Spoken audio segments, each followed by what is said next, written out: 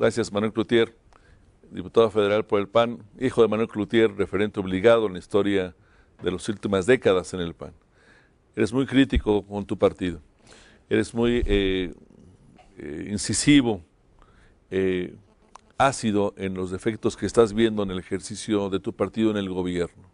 Yo te pregunto, ¿tú ves un cierre de ciclo en las próximas elecciones? ¿Piensas que tu partido todavía tiene un trabajo por hacer? ¿O piensas que sería positivo que este partido, con estos defectos que tú ves, pierda esta elección y entre un proceso de depuración interna? Ay, caray, lo que pasa es que lo veo muy complicado el escenario porque mira, cuando hablamos del nuevo PRI, porque así se presentan los señores, sabemos que son el viejo PRI, pero con copete. Cuando hablamos ahora del PAN, sabemos, y el mejor caso de ilustración es mi caso precisamente, de esto que me han negado la participación democrática para ser elegido en un momento dado o no en la senaduría, la candidatura a la senaduría en Sinaloa. Cuando hablamos del PAN ahora, hablamos del nuevo PRI. Y cuando hablamos de la izquierda, pues sabemos que estamos hablando del hijo infantil, el hijo irresponsable del PRI. Entonces, caray, dices tú en este cuadro, ¿qué le queda a México? Ahora resulta que otra vez habrá que presentarnos un escenario de menos peor.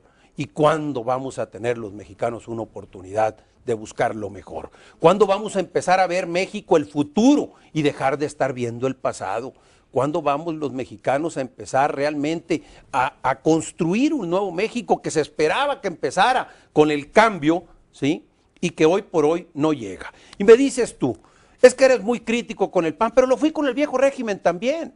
Lo he sido con el viejo régimen. O sea, Manuel es muy crítico por una razón. Pero respóndeme, Manuel. Pero Manuel es muy crítico por una razón. ¿Este PAN en el gobierno tiene posibilidad legítima de seguir al frente del gobierno o tú lo prefieres en un proceso interno de recomposición después de una derrota?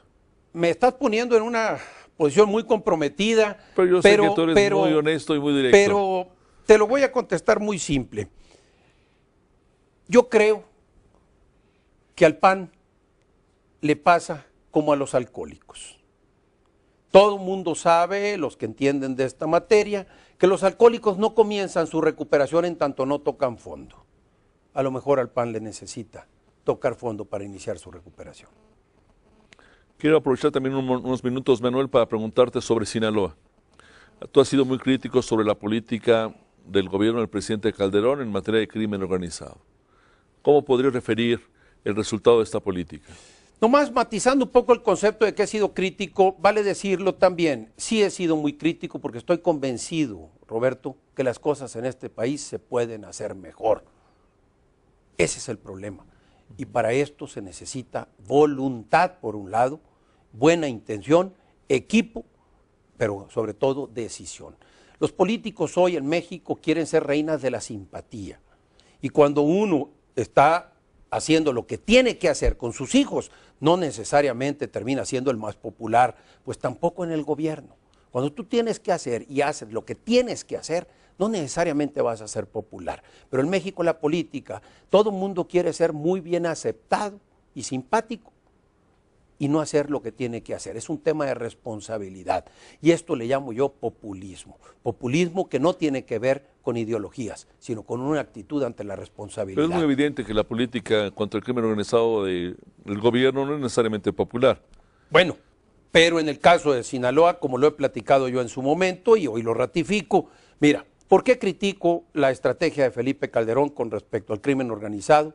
¿Por qué andan podando ramas para secar el árbol? Pues sécale la raíz. Y la raíz se llama Sinaloa, carambas, hombre. ¿O será cálculo diferencial e integral esta cosa? Realmente todos los líderes... ¿Será tan complicado?